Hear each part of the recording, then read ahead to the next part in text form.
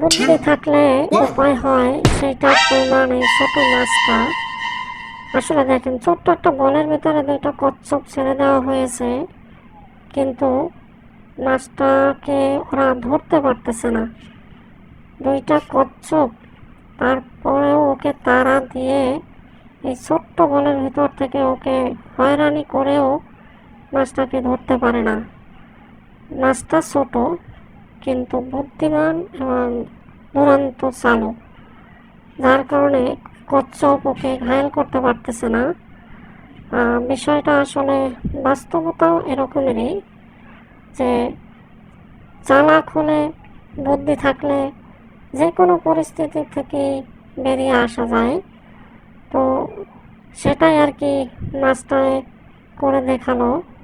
দুইটা কচ্ছপের সাথে যুদ্ধ করেও কচ্ছপে ধরতে পারলো না।